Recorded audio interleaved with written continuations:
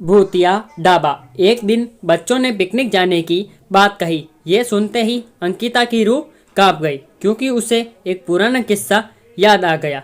ये बात तब की है जब अंकिता 10वीं क्लास में पढ़ रही थी। एक दिन टीचर ने पिकनिक का प्लान बनाया था।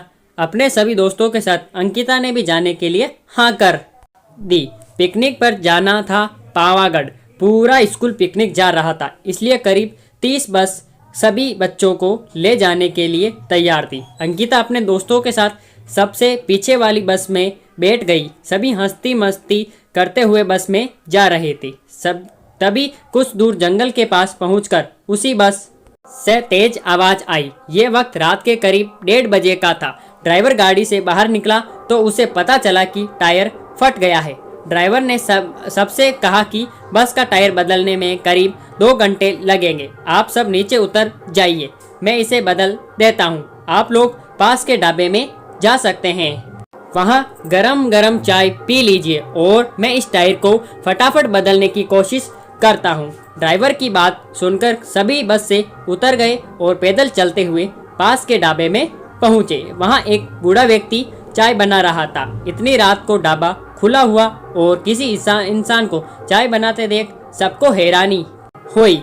उस बूढ़े इंसान ने कहा, आप सब चाय पी लीजिए, यहाँ अक्सर लोगों की गाड़ी खराब हो जाती है, इसलिए मैं भी अपना ढाबा हरदम खुला रखता हूँ। आप जैसे राहगीरों को कुछ मदद हो जाती है। उनकी बात सुनकर सबने चाय का ऑर्डर दे दिया। उन्होंने कुछ ही देर में सबके लिए चाय बनाकर मेज पर रख दी। चाय पीते हुए अंकिता की आंखें एकदम ढाबे की छत की ओर तरफ गई। वहां अंकिता ने एक औरत को सफेद रंग की साड़ी में खुले बाल लहराते हुए देखा। कुछ देर बाद वो जोर जोर से हंसने लगी। भले ही हंसने की आवाज किसी को सुनाई नहीं दे रही थी, लेकिन अंकिता ने उसे मुंह खोलकर हंसते हुए देखा था। ये सब देखकर अंकिता ने डर के मारे आंखें नीचे झुका ली। कांपते हुए किसी तरह से अंकिता ने चाय दोबारा पीना शुरू ही की थी कि उसी वक्त जोर जोर से किसी के चिल्लाने की आवाज जंगल की ओर से आई।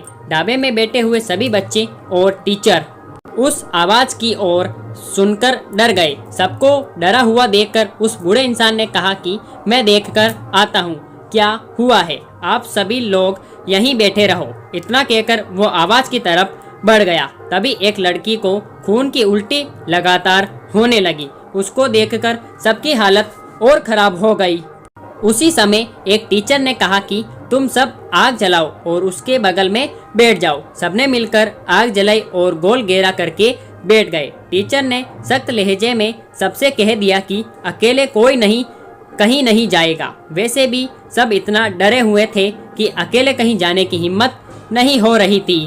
आग के पास बैठे बैठे 3 बज गए।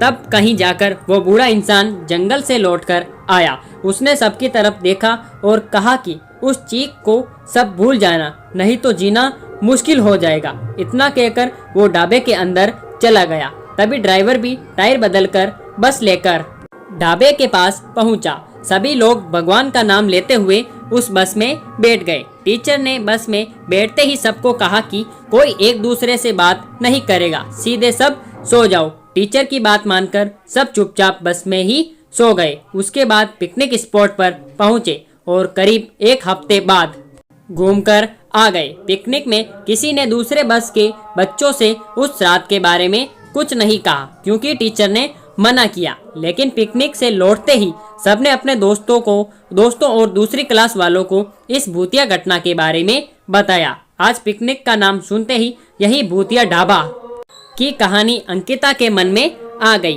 और बच्चों को पिकनिक भेजने से उसे डर लगने लगा। कहानी से सीख, बीती घटनाओं को भूल जाना ही अच्छा है, नहीं तो जीवन भर वो घटना डराती रहती है।